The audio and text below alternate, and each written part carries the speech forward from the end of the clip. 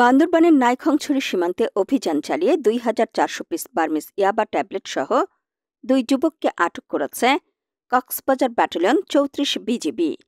২৬ August দুপুর ১২:৩০টায় সীমান্ত pillar ৩১/২ আর সংলগ্ন মণ্ডলপাড়া এলাকায় এই অভিযান পরিচালনা করা হয়। বিজিবি সূত্র জানায়, গোপন সংবাদের ভিত্তিতে কক্সবাজার ব্যাটালিয়ন ৩৪ বিজিবির অধীনস্থ ঘুমধুম বিওপির একটি বিশেষ টহল দল সীমান্তবর্তী মণ্ডলপাড়া এলাকায় অভিযান চালায়। এ সময় ২ মাদক ব্যবসায়ীকে আটক করতে সক্ষম হয় বিজিবি।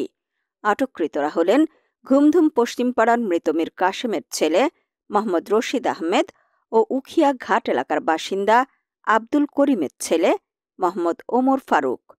তল্লাশির সময় তাদের কাছ থেকে ২,৪০০ পিস বার্মিজ ইয়াবা ট্যাবলেট এবং মাদক পাচারের কাজে ব্যবহৃত একটি বাটন মোবাইল ফোন উদ্ধার করা হয়। অভিযান প্রসঙ্গে কক্সবাজার ব্যাটালিয়ন ৩৪ বিজিবির অধিনায়ক lieutenant colonel SM. Khairul Alam PSC জানান, সীমান্তবর্তী এলাকায় মাদক ও চোরাচালান প্রতিরোধে বিজিবি সব সময় সজাগ রয়েছে। আটককৃত আসামিদের বিরুদ্ধে প্রয়োজনীয় মামলা রুজু করে স্থানীয় থানায় হস্তান্তর করা হয়।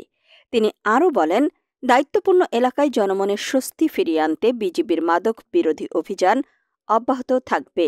স্থানীয় বাসিন্দাদের মতে, দীর্ঘদিন ধরে নাইখংছড়ি সীমান্ত পথে ইয়াবাসহ নানা ধরনের চোরাচালান চলে।